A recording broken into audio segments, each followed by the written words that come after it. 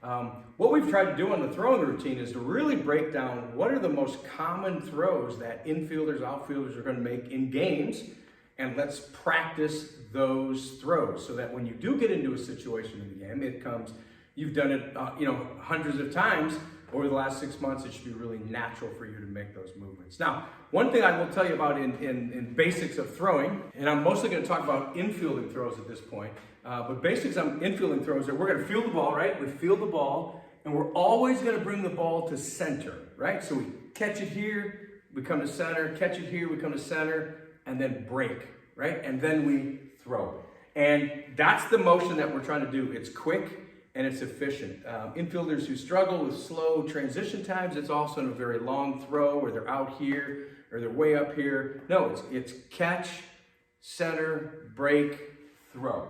And most players do not have that efficiency, so we can work on kind of shortening up those arm cycles. Let's get started with the routine.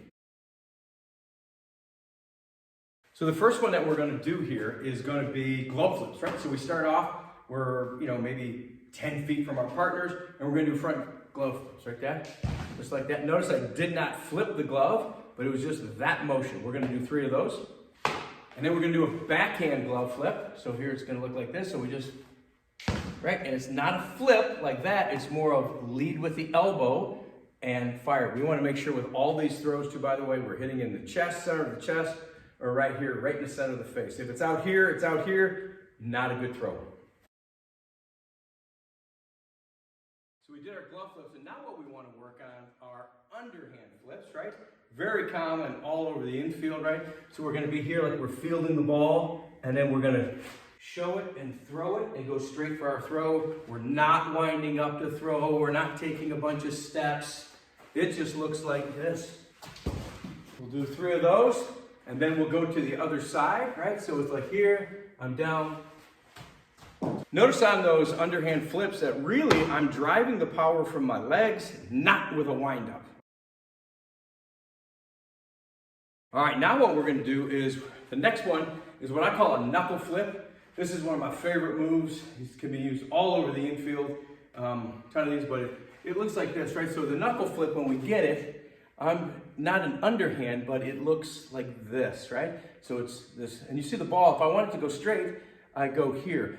Most people will hook the arm and then the ball is all over the place. If you want it to go straight, your hand should go straight, kind of lead with that elbow and throw it. Again, power is coming from the legs. It looks like this. Strike. We'll do 3 of those. But each of these, we're kind of moving out a little bit of distance. We're going to do coils, and what we really want to do is get like an athletic base, and I'm going to be thrown this way. Athletic base in my knees, in my legs. I'm centered, right? So because we always want to catch, center, and then break, and it's going to look like this. And I'm going to twist. I'm going to keep my body this way, but I'm going to twist the shoulders, and you can see I'm broken, and then we're just going to throw, all right? Kind of looks like this from here. 3 of those. Then we're going to work on slot throws. We don't want to overdo it with slot throws because you can get arm injuries, elbows, and shoulders. But slot throws are a really common throw that we need, particularly in a hurry. A lot of infield plays are done with slot throws. How we're going to practice it, this is right after the coils, about the same distance, right? So we're going to kind of bend over, and we're going to come through here, and I'm kind of throwing uphill. The key thing with this is, again, center and then break. And all we do here is center, and I'm bending over, and break, and we throw it up. The most common mistakes are because we're throwing down here, we tend to drop our hands. We're all over the place, and then the ball's going all over the place, okay? So here's how it's going to look throwing this way. Strike. We do 3 of those. Now what we're going to do is it's the same thing, but now we're going to do what I call a one-legged slot throw, right? So if I'm throwing this way head on, I'm going to balance. Not bad balance for an old guy. And then I'm centered, break. It's going to look like this. I'm centered, break, and I'm throwing uphill, throwing this way.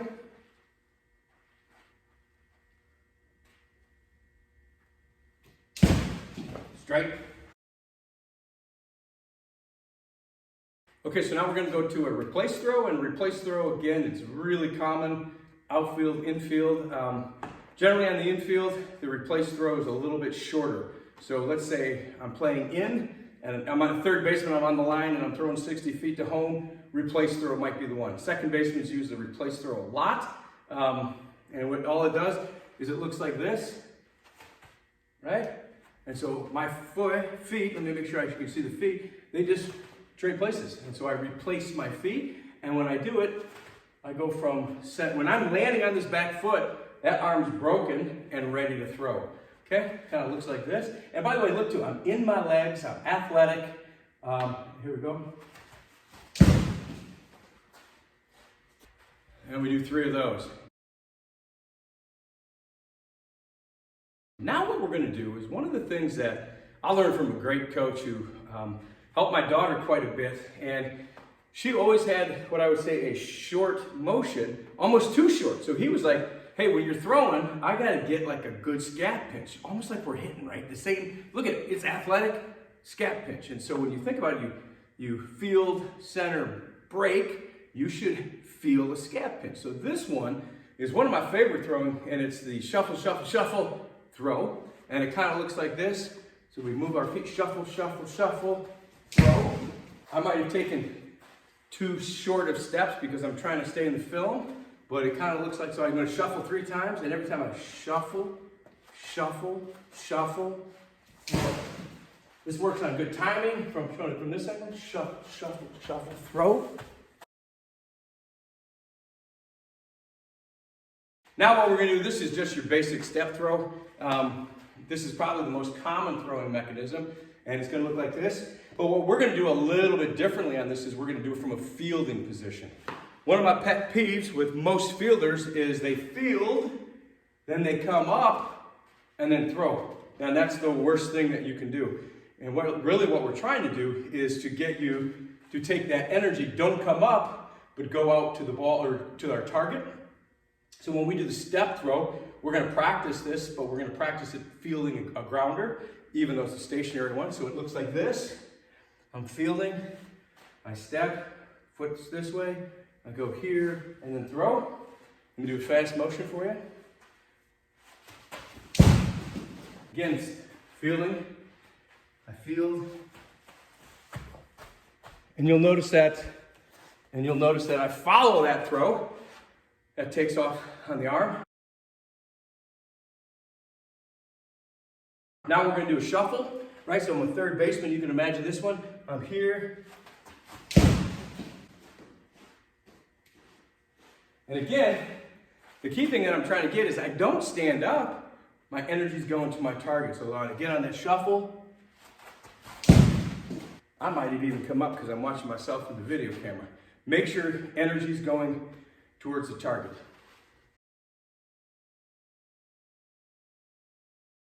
One thing we want to do next is practice next play.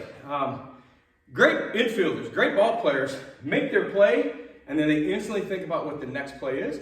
And so this one is a tag and replace, right? So we wait for the throw, it comes in, we tag, we replace and throw. So it looks like this. Slap the tag.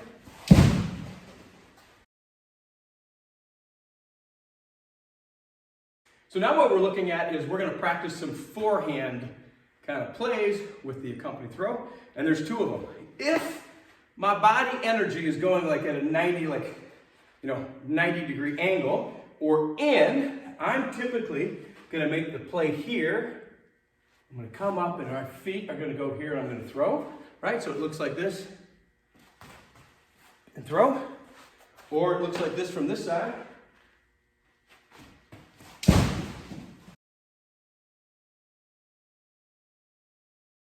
Right, we'll do 3 of those. Then, if my energy is going deep, right, so past 90 degrees, and I'm making a forehand play, so let's say an angle, I open up, I take some steps to get a forehand, my momentum now is going away from the play. On those forehands, I want to use a spin throw, so it might look something like this. And we throw. Here's the spin move from here.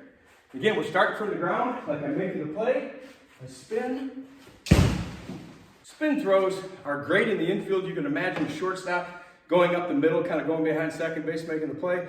But all outfield plays are the same way. If I'm going back deep, catching the ball here, I don't want to do this. It's too long. All my momentum's lost. If I'm making that outfield play, I want to catch it and spin and throw. More efficient, more timely, and I'm going to have a lot more zip on the ball. We just worked 2 forehand throws. Let's work a backhand throw. And the backhand throw is, imagine that I field the ball off my left foot. I'm going to want to do this and throw, right? And so we want to practice that movement. It's a little bit of a kind of a jump back or step back, plant and throw. It looks like this. So I'm on that left foot. I hope you're noticing on all these throws, like this one, I come here, I break, and then I throw. There's no wasted, or at least I hope there's not any wasted motion. That's what we're trying to teach on these. Okay, so another great one that we use all the time are cut throws, right? So you can imagine it. The throw's coming in, I'm like, hey, cut. I'm moving my feet, hands are up, I'm yelling for the ball, I catch it, and then fire. That's what we're trying to do here from the backside. Looks like this. Cut. And we work with that throw. Notice again that I'm following that throw. From this side, it looks like this. Cut.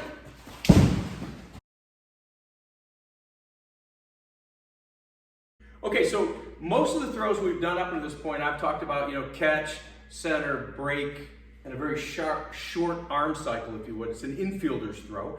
But we need to practice some outfielder throws as well. And so this is kind of where the crow hop is going to come into. And if you're doing a long toss, I don't do long toss every day, but if long toss is part of the routine that we're doing today, or if it is, then this is where the long toss is going to start and come in. We've done all these throws, so our arm is definitely warmed up. We're ready to let the big dog eat, and let's get after that. So the first one is the crow hop, and just to make sure we're on the same page, and again, I'm going to do it. I'm pretending right now I'm a center fielder, right? I'm coming running in, and it's going to look like this.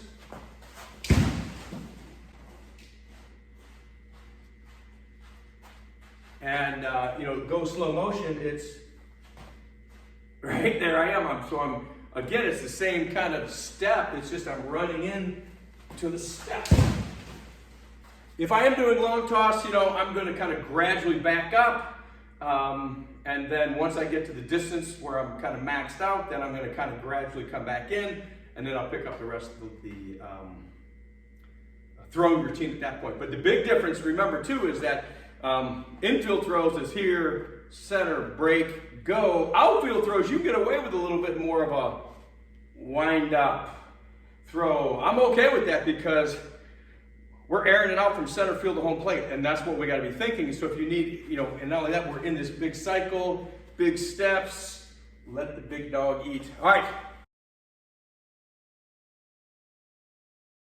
So now we're to the fun stuff, which is my favorite part, which is throwing on the run. And you can imagine a couple different scenarios where we're going to throw on the run forward. I'm a third baseman. I come in, I make the play. I'm throwing on the run. You can also imagine a scenario. It's a rundown. I'm throwing on the run. So throwing on the run in a forward direction is a really common throw. We use it in the outfield too, right?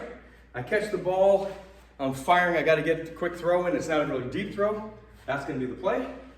Typically, when we're working on throwing on the run, it's catch on the left, center break, throw off the right. Not saying that we won't practice other movements, but that's the kind of like the best way if we can get there. So we catch on the left, throw off the right. Kind of looks like this. Catch off the left, throw off the right. Let's do 3 of those. Then what we're going to do is now we're going to have some fun. We're moving to the right. I got the ball. I'm going to catch off the left, throw off the right. All right, so if I'm throwing kind of at the center, it looks like this. I catch off the left, throw off the right. Let me do one more for you. Catch off the left, throw off the right. The big thing with that throw is I'm not planting. Most kids, if they haven't done a lot of throwing on the run, they're gonna wanna run and then set up to throw. It's not that. It's catch, throw. Keep moving.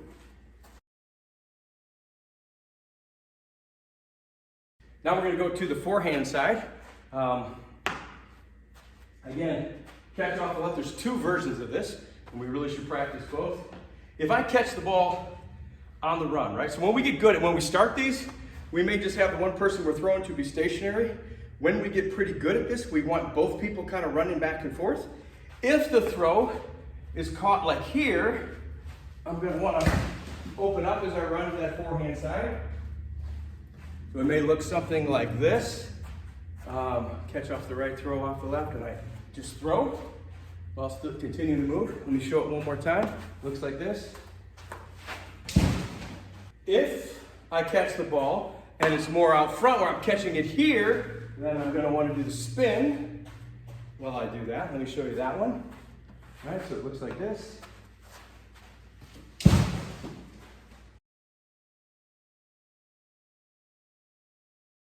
Okay, so now we've done all the running throws, and then last but not least, it's actually my favorite one, and I think it's a great drill. It's just racing, right? And you got your partner, you're 60 feet apart, and you do speed throws, right? And so what speed throws are, how many throws can I get between us? How many catches and caught throws can I get in 20 seconds, right? And the goal should always be 15. If you're on fire with your partner, you're getting up to about 18, right? Key though is, how do we do this? Well, the first one is quick transfer, right? So I catch it, quick transfer. Accurate throws is the other one, right?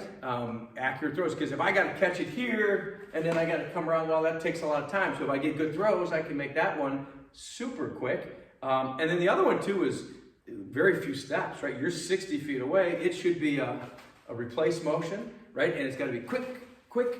And teams that struggle with that either have inaccurate throws, they bobble the ball, slow transitions where they take a lot of steps doing this, and you can't have that. Not if you want to get 15, that's the goal. It won't allow that. So usually we'll do 2 or 3 races like that. That's a fun way to end it, and it kind of gets the heart pumping, and it's all good to go. So there's your throwing routine. The bottom line is, if you do 3 throws apiece, you're going to move pretty quickly through it, and you'll practice all those throws, and then you'll be in a game, and next thing you know, you make a throw that you've been in your throwing routine, you've never made it in the game, and it just shows up, and you throw a strike, and you get the out, and you're a hero, and life is good. So practice makes perfect. Go get them.